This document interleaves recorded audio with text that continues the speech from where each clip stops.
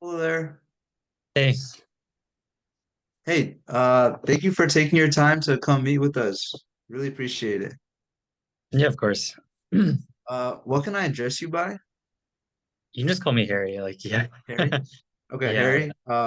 Uh, not doctor yet, or are you on your way? yeah. So I'm doing my PhD right now. So after I complete my PhD, What um, year are you right that- now? I just finished my third year. Okay, congratulations. Um, Thanks. How did you find me? Among we're just like really interested. So in our club, we typically just look at some interesting research that's happening. And one of the papers that we came across was your recent paper on prompted mixture of for like LLM generation. And we yeah, just found the paper rather interesting and we just wanted to learn more. So cool. yeah. Yeah. Um, so yeah, to get started here, could we maybe start by, could you tell me a little bit about your like journey in computer science and AI? Yeah, sure. So, I didn't really get into C until in college, like beginning of college. Um, And yeah, I mean, like there it was just like I didn't really do anything like machine learning or AI related until probably my senior year of college. I was kind of focused more on like the math side, the theory side initially. So I did my undergrad at Berkeley in CS and statistics. Um, but then I started my PhD right afterwards. And for the first year, I didn't really do like traditional ML or AI. It was only during my second year of my PhD that I started to actually do deep learning. And I've been doing that for the past 2 years. Yeah. So, stemming off that question, right? You say you didn't really start in that field. You were more focused on the theory. Was there something that like initially kind of sparked your interest in computer science, or maybe not computer science, more like the learning, the deep learning kind of route? And like, yeah, was there like a moment that you could point to that really sparked that interest, or would you say it was more of a gradual process? Um, I would say it was more gradual, um, but the gradualness like wasn't like constant. Like it'd be Right. gradual and suddenly start falling together. So yeah, like during my first year, I did like theory work. I did theory research. And the I was thinking of my like next project. Like I was really unsure about what I wanted to do. And so I was like talking to my advisor, talked to a bunch of people. And I sort of wanted to know like I was talking to people, like what do people like in industry like care about right now? And a lot of them said deep learning, but more specifically, like they pointed me like to a specific area of research that was sort of interesting, but also still related to what I was doing in theory.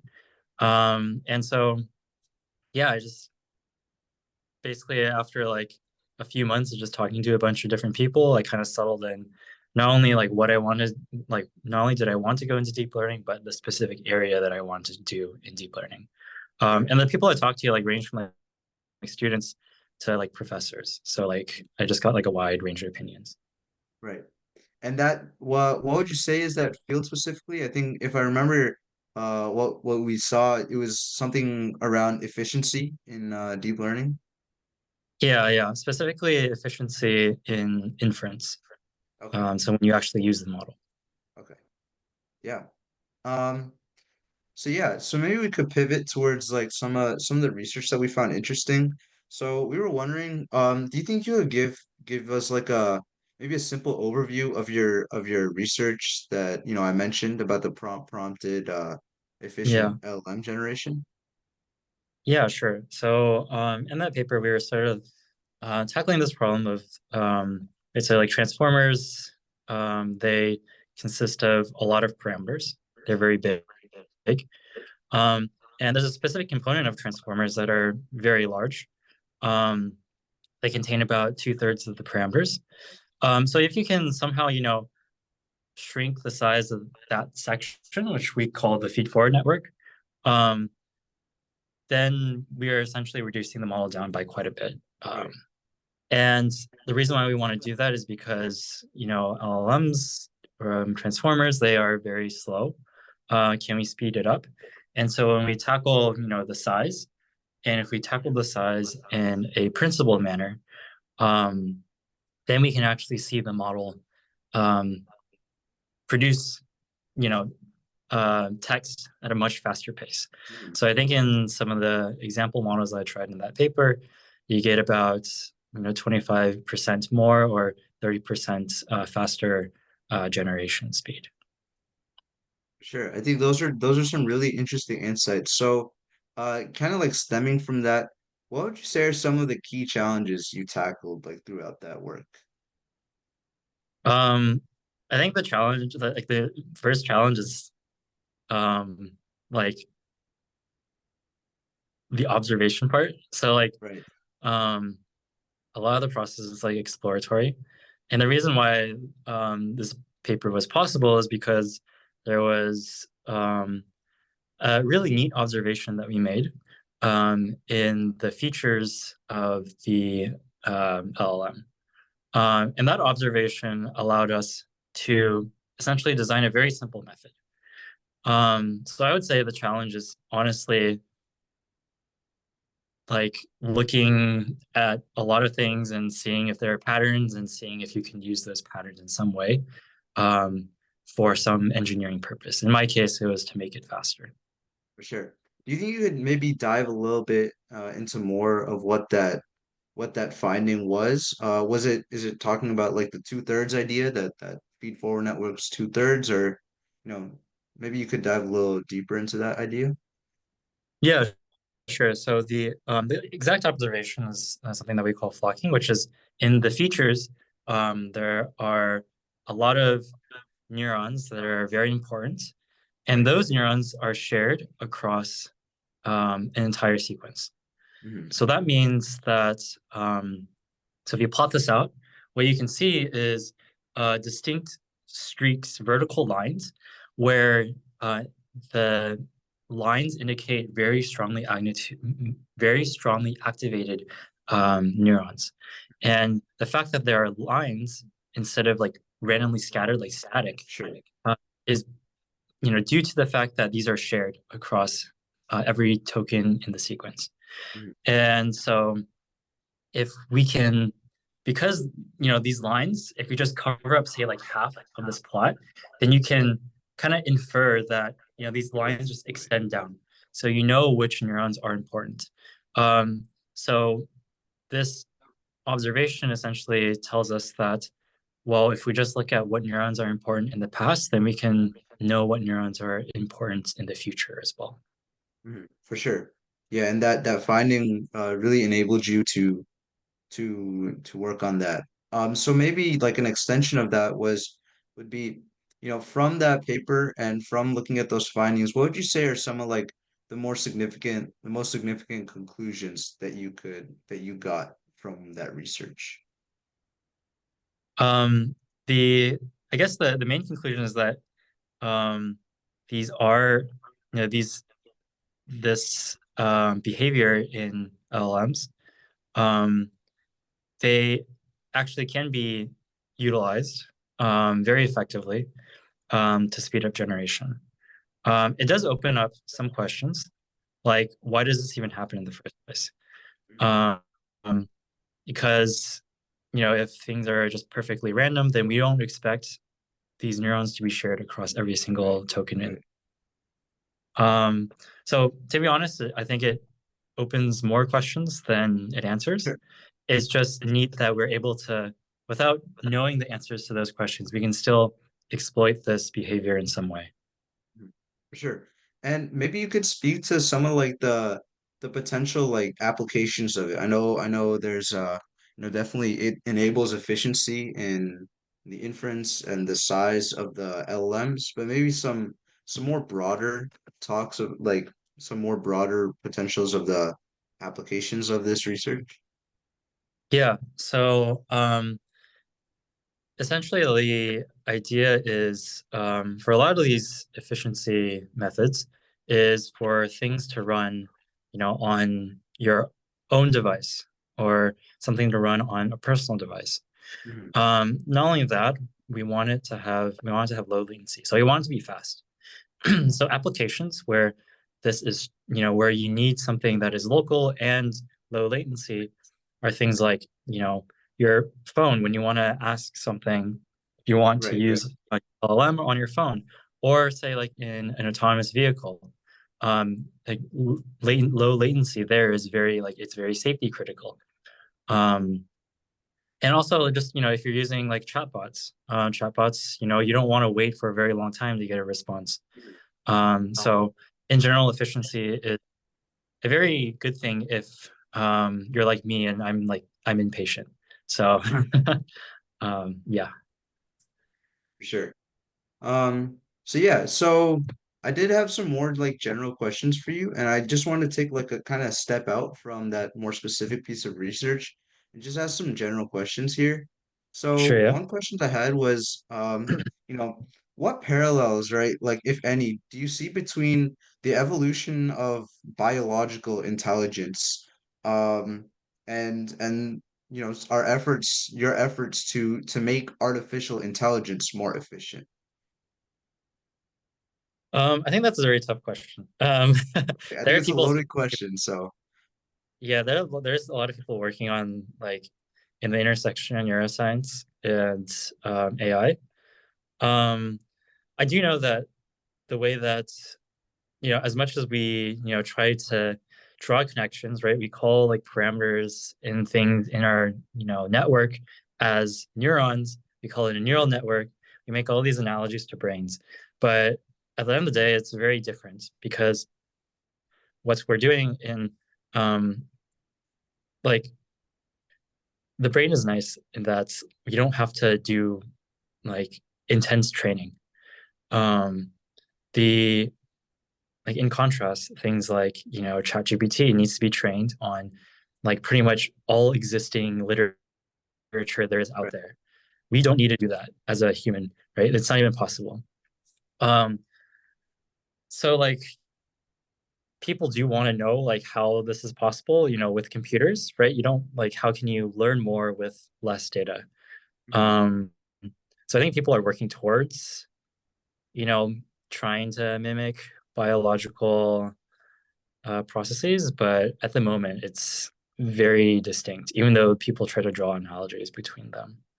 Right. Um, but yeah, Okay, for sure. Yeah, I mean, I think from what I understand, artificial intelligence is seemingly our best attempt to simulate the biological process of the brain, right? I mean, that's partially why we refer to stuff as neurons and other things. Um, but like you said, it's probably challenging to just make a one-to-one analogy between all of the different aspects of biology and artificial intelligence. Um, yeah. so some other questions I had, right, about some of your more work, right? I think on, some of the avenues that I went down here were from your personal website, regarding hardware aware deep learning and like, machine learning and its interplay in different sciences. So one of the questions I had about that was like, how do you see the interplay between machine learning and traditional scientific disciplines? Right? Like, how do you see that evolving in the coming years? I know you talk about material sciences, so maybe particularly, right, in the field of material sciences. Yeah, I think like there's a lot of work in there's a lot of potential in AI making very big progress in the natural sciences. Like we already saw this, several years ago when DeepMind came out with a model that essentially solved um, a decades old protein folding problem.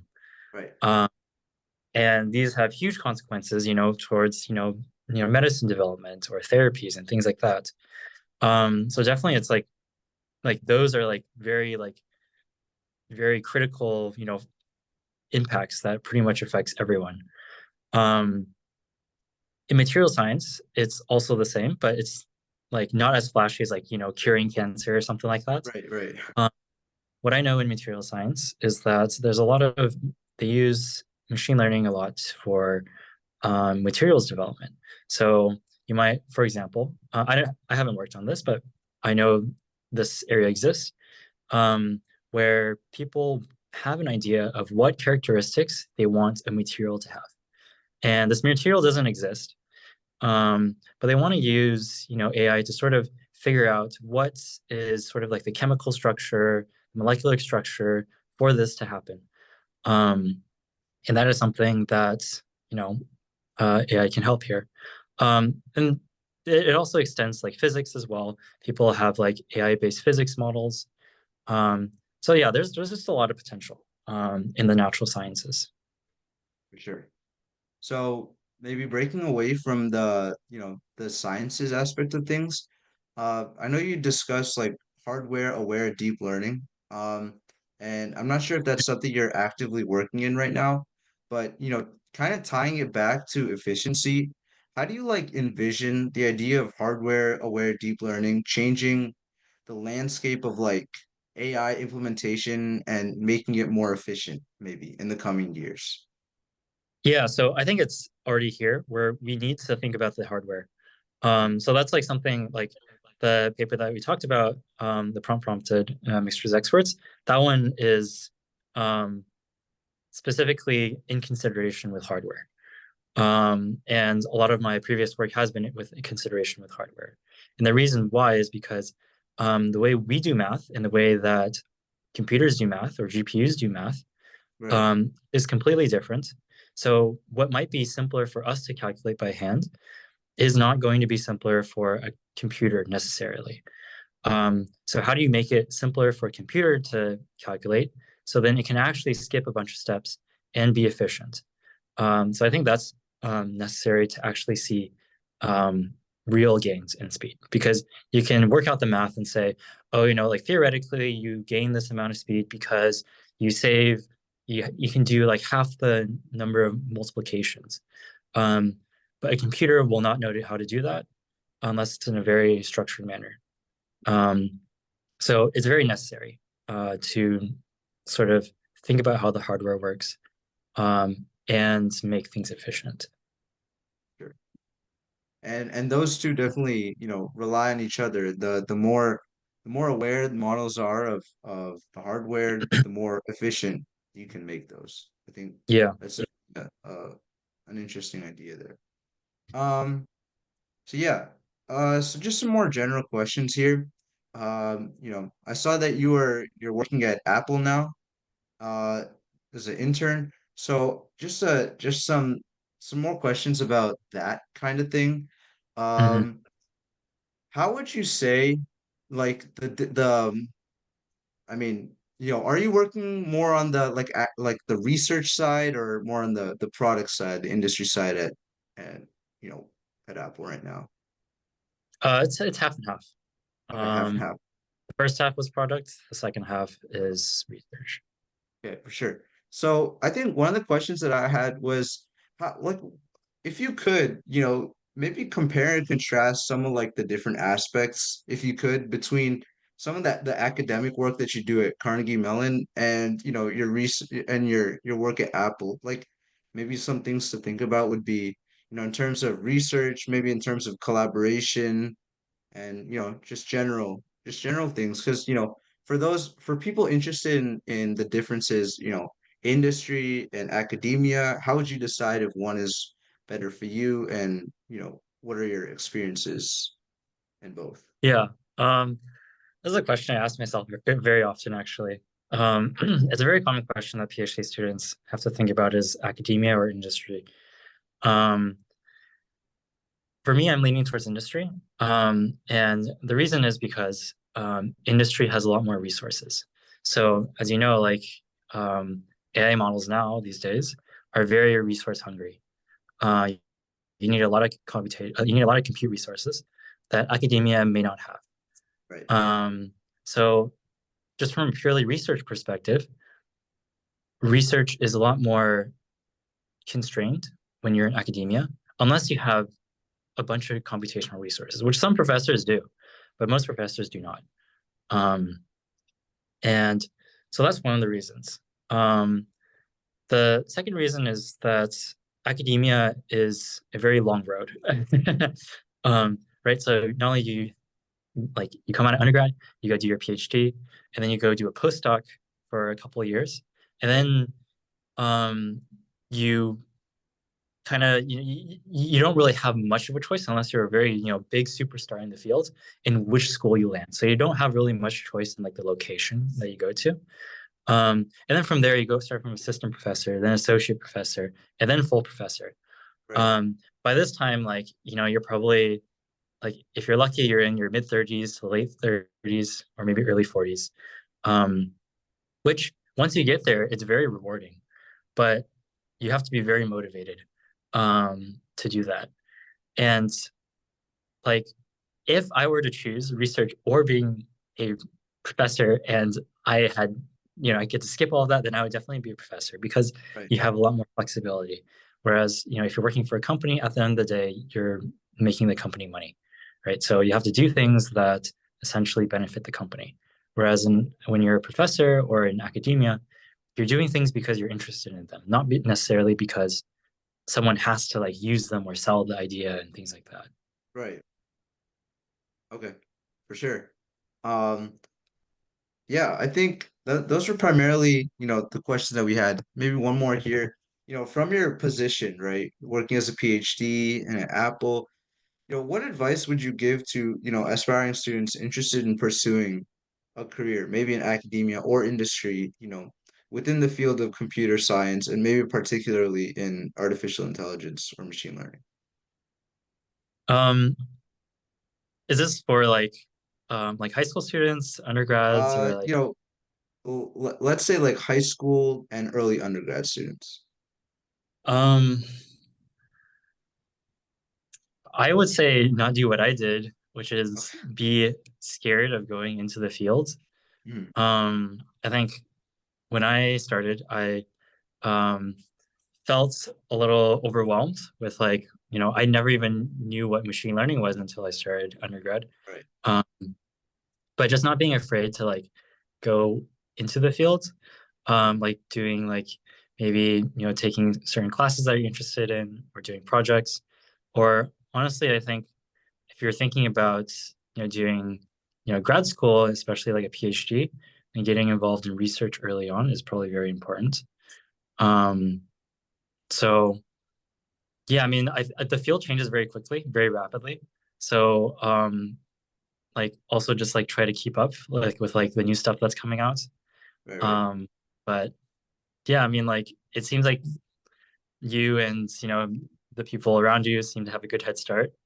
Um, now that you're like thinking about these things, even like reading about papers, that's something that is you're already in a good position. For sure. All right. Well, yeah, I think those are primarily all the questions we had for you.